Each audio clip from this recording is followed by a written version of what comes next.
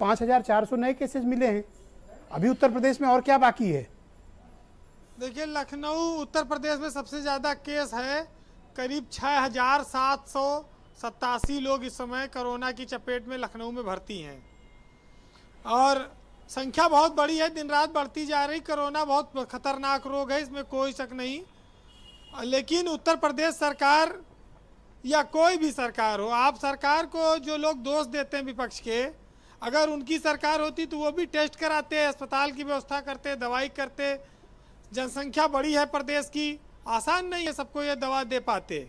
अव्यवस्था तो होती 52 लाख टेस्ट हो चुके हैं उत्तर प्रदेश में अब तक जी, और रोज 1.5-2 लाख टेस्ट हो ही रहे हैं।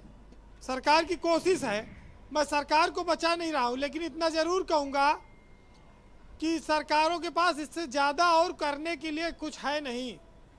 हाँ, ये लॉकडाउन को लेके चर्चा होती है ब्रजेश जी की भाई ये साप्ताहिक लॉकडाउन से क्या फ़ायदा है और इसको नहीं होना चाहिए, इससे व्यापारियों का बिजनेस चौपट हो जा रहा है, ऑनलाइन वालों का व्यापार फल फूल रहा है और इससे रेवेन्यू गिर रहा है, तमाम सारी बातें आती हैं। ये बातें तो ठीक हैं। रिकवरी रेट 76% हिंदुस्तान में है इस समय कोरोना के मामले में, तो इसको लेकर भी लोगों में खुशी होनी चाहिए। लेकिन यह कि डरना तो पड़ेगा, कोरोना खतरनाक बीमारी है और पूरी दुनिया को हिंदुस्तान में 33,87,000 पार कर चुका है। देखिए, जो डॉक्टर इस कोरोना को आपदा का अवसर मानते हैं उनके लिए धिक्कार है। कुछ लोग हैं जो इस बीमारी में पैसा बना रहे हैं। हमारे यहाँ कहा जाता है कि पैसा फिर कमाया जा सकता है, सेहत फिर बनाई जा सकती है, लेकिन अगर आपका चरित्र गिर गया, आपकी नैतिकता खत्म हो गई, तो ये फिर कभी नहीं आ सकती और इससे समाज का बहुत नुकसान होता है। इसलिए पैसा कमाने के लिए उतना ही गिरो कि भविष्य में कभी उठ सको जी। तो कुल मिला के ये ब्रजेश जी की जो ये होम आइसोलेशन में लोग हैं, ये सब क्या इनके एक्सपीरियंसेस हैं? कुछ उन तक मदद पहुंच पा रही है, नहीं पहुंच पा रही है? आप पॉलिसी तो लेकर आए पर आपके पास उस तरह का सपोर्ट सिस्टम आप बना नहीं पाए। देखिए, है ही नहीं है, कहाँ से लाएंगे? डॉक्टर नहीं है, अस्पताल नहीं है, बेड नहीं है। जो घर में उनके यहाँ सीएमओ फोन आ जाता है, पूछते हैं भाई बताओ सर्दी जुकाम बुखार है, आपने कहा है, अगर आपने कह दिया नहीं सब सामान कहीं घर पे रहो, फिर उसके बाद न कोई दवा, न कोई दारू, न कोई कुछ। दारू न दे तो चलेगा, दवा लेकिन दे दें भाई वीरेन जी। नहीं, दारू से मतलब यह है कि देखिए, जब सैनिटाइजर पे हमारे यहाँ 18% जीएसटी है, कौन आदमी ऐसा नहीं है जो आज की तारीख में सैनिटाइजर नहीं इस्तेमाल करता होगा? सरकार इस पर घटाती क्यों नहीं है? सरकार उन दवाओं को सस्ता करे जो लोगों की जरूरत है। लेकिन कहा जाता है कि जनता जो है कहीं वादों का हिसाब न मांगने लगे, इसलिए सियासत जज्बात छेड़ देती है। तो कहेंगे कि भाई लव जिहाद, अब लव जिहाद में ये मुसलमान का क्या बिगाड़ लिए? ये चुनाव से पहले आते थे, कहते थे मुजफ्फरनगर दंगा हो गया, हमारी सरकार आएगी तो हम ऐसा कर देंगे, वैसा कर देंगे। आज 3.5 साल से इनकी सरकार है, ये कैसा कैसा किए सब देख रहे हैं। तो ये ऐसा कुछ नहीं है, बस खाली इनकी बातें सुनिए। लेकिन तो ये लोग क्यों दबाव बना रहे थे कि लव जिहाद पे बात हो? भाई कोरोना पर बात होनी चाहिए ना बिल्डेश जी। लव जिहाद वही ना कि जनता अगर वादों का हिसाब मांगे तो ध्यान भटका दो। लव जिहाद से क्या हासिल होना है इस उत्तर प्रदेश को?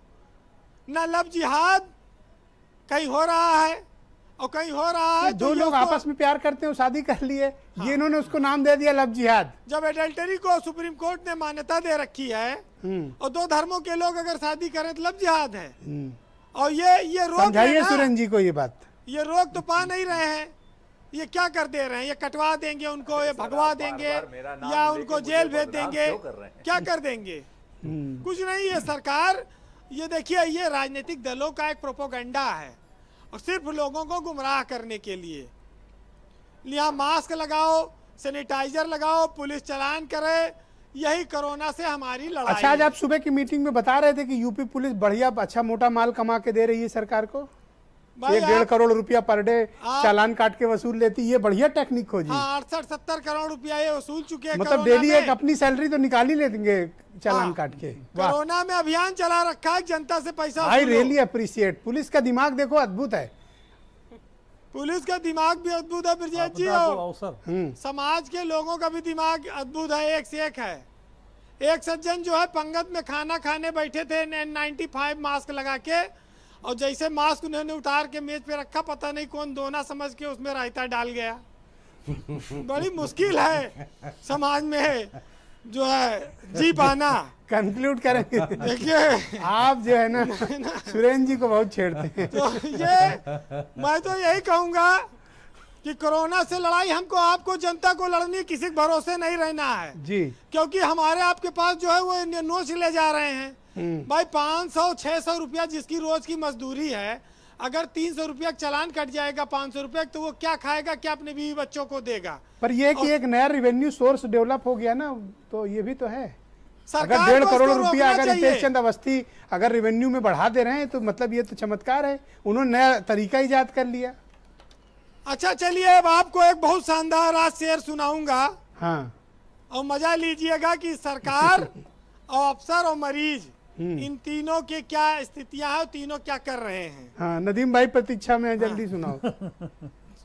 खैर उनको कुछ ना आए फांस लेने के सिवा, अच्छा, खैर उनको कुछ ना आए फांस लेने के सिवा, और अब करना ही क्या है सांस लेने के सिवा। और थी अंधेरी रात, चोर आए, जो कुछ था ले गए, और कर ही क्या लेता था बुढ़ा खांस लेने के सिवा।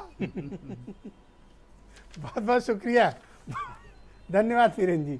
बहनों भाई, एक छोटा सा ब्रेक लेंगे। ब्रेक के उस पार सुरेंद्र राजपूत और संजीव मिश्रा अपनी अपनी बात रखेंगे। विवेक जी भी मेरे साथ हैं, नदीम भाई भी मेरे साथ मौजूद हैं, अनूप अग्रवाल भी जुड़ेंगे, और डॉक्टर दीपाली भारद्वाज हैं। हम इस विषय पर आगे चर्चा को बढ़ाएंगे कि हमें क्या इनिशिएटिव लेने चाहिए एक समाज के तौर पर, और एक सरकार के नाते हम